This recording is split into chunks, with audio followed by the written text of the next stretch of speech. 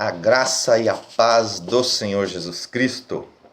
Hoje eu gostaria de ler Mateus capítulo 16, do 21 ao 23, que diz assim: Desde esse tempo começou Jesus Cristo a mostrar a seus discípulos que era necessário seguir para Jerusalém e sofrer muitas coisas dos anciões, dos principais sacerdotes e dos escribas, ser morto e ressuscitado no terceiro dia.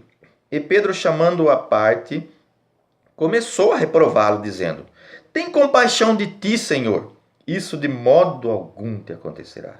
Mas Jesus, voltando-se, disse a Pedro: Arreda-te, Satanás. Tu és para mim pedra de tropeço, porque não cogita das coisas de Deus, e sim das dos homens. Esse texto mostra Jesus repreendendo Pedro, um dos seus discípulos, porque ele ficou com dó de Jesus morrer em Jerusalém. Ele pensou que estava fazendo um bem a Jesus. Ele disse assim: tenha compaixão de ti, Senhor. Isso não vai te acontecer de modo nenhum. Então, hoje eu gostaria de falar sobre humanismo e cristianismo. A diferença entre humanismo e cristianismo. Aqui Pedro se colocou como um humanista.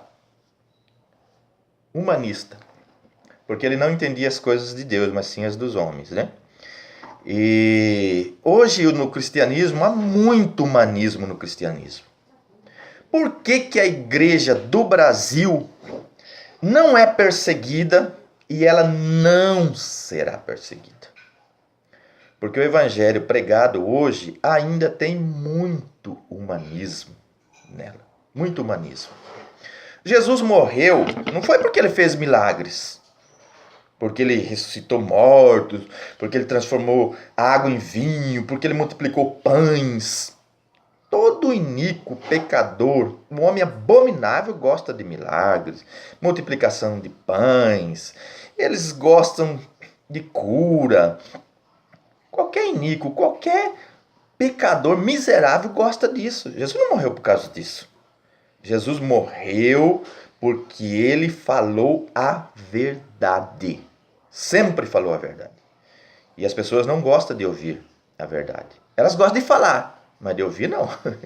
Ouvir não. Falar eu gosto. Ouvir não.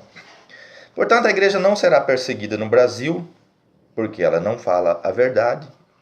Ela tem medo, é uma igreja tímida de falar a verdade. No Brasil nós não temos radicais nenhum. Ninguém é radical no Brasil. Ah, mas tem pessoas radicais. Não tem. Não tem. Um radical, ele não vive mais que 3 anos. Jesus era radical. Por isso ele morreu. 3 anos falando a verdade, ninguém suportou, matou ele. João Batista, acho que não viveu nem 3 anos.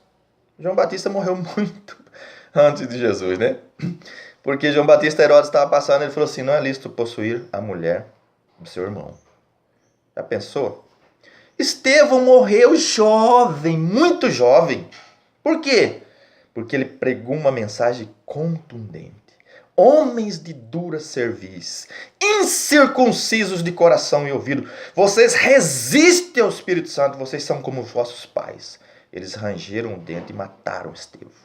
Cortaram a cabeça de Tiago, Pedro foi crucificado de cabeça para baixo. Por quê? Porque ele tinha uma mensagem radical, Hoje tem pessoas falando: nós somos sucessores de Pedro.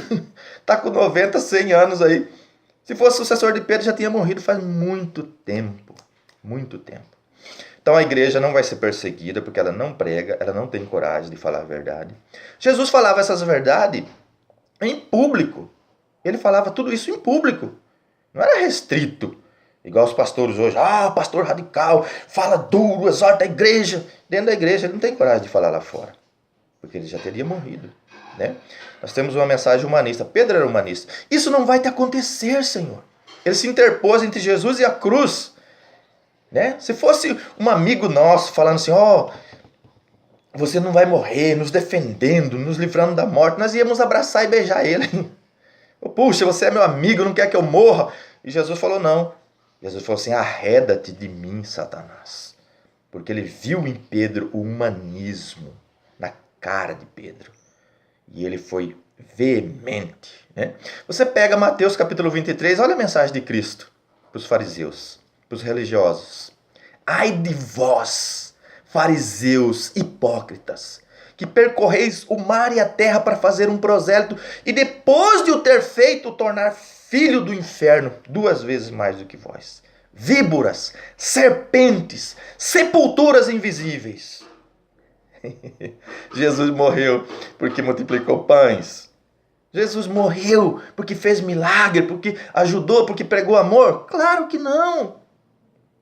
Amor e humanismo têm diferença. No amor, o amor não se folga com a injustiça, mas regozija-se com a verdade. Oh! Se você falar a verdade hoje, cultura do ódio. Jesus tinha ódio? Claro que Jesus tinha ódio. Hebreus 1:9. Amaste a justiça e odiaste a iniquidade. Por isso Deus, o teu Deus, te ungiu com óleo de alegria mais do que os teus companheiros. Jesus falou, a imagem dos seus deuses queimarás a fogo. De todo a detestará, porque são abominações. Deus tem aversão, ódio da iniquidade. E Jesus vai descer do céu tomando vingança dos que não conhecem a Deus e dos que não obedecem ao Evangelho de nosso Senhor Jesus Cristo. Esses que pregam Jesus, oh Jesusinho com pozinho no rosto, Jesusinho bibelô, ai Jesus, queria deitar no seu colinho e chamar Jesus de você Jesus. Você acha que essa mensagem vai fazer a igreja ser perseguida? Jesus não é isso aí é o diabo, o demônio. Paulo, na igreja de Coríntios, diz assim, não é de se admirar que o próprio Satanás se transfigure em anjo de luz e entra no púlpito para pregar. Pregar o quê? O humanismo. Ele usa de Jesus, ele fala de Jesus, ele fala do amor, mas no fundo está cheio de humanismo. Não tem pregadores radicais. Nós não temos pastores radicais. Por quê? Nenhum pastor no Brasil é apedrejado. Nenhum. Se fossem radicais, já tinham sido perseguidos. Aí pastor com 80, 90, 100 anos. E vão continuar, né? Porque nós somos como aquela igreja de Laodiceia. Rico estou enriquecido e não tenho falta de nada. Não falta de nada.